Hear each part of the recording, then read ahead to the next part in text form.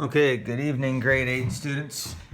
I guess this will be morning or afternoon for you tomorrow. Just going to go through the math lesson, the steps with you guys. New concept today, and it's all about something that's called the Pythagorean theorem. We're going to look at right triangles. I'm going to go through the steps with you, partly because some of you probably won't have graph paper in your house. So I'll work through the steps and then you can work through the reflecting questions, and if you need to get any help, ask some questions on Schoology. So I've got a diagram like the one in the textbook drawn already for us, which is what it's asked us to do in step A. And I've labeled the longest side of any right triangle. A right triangle is a triangle that has a 90-degree angle in it, and the longest side is always the side that's opposite the 90-degree angle. It's called the hypotenuse, so I've labeled that. In B, it says measure the angles in the triangle. Which two angles are complementary? Complementary angles are angles that add up to 90 degrees. Well, if this angle is 90 degrees, then these two angles will add up to 90 degrees as well, because we know that the angles all together will add up to 180. So it'll be these two angles that are complementary angles. Step C, it says using 0.5 centimeter grid paper, cut two squares to fit on the two short sides of the triangle. So I've pre-made those. Here's one short side. I've labeled this side B. It measures 13.5 centimeters because we, in the diagram, it's supposed to be 27 meters, and we're supposed to make every meter equal to half of a centimeter. This side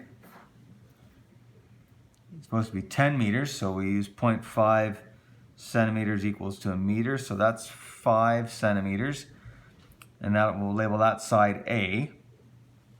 In step D, it says determine the area of each square by counting grid squares.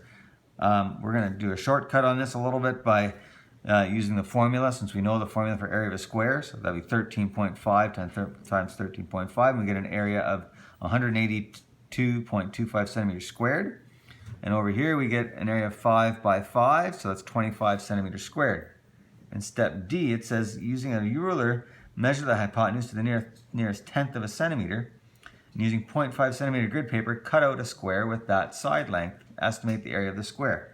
So I measured that with my ruler, this length here, and it measures out to be approximately 14.3 or 14.4 centimeters.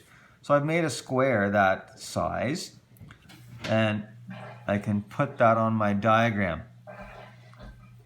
I also calculated the area of that square. The area of that square is 14.4 squared, or 14.4 times 14.4, and that works out to 207.36 centimeters squared.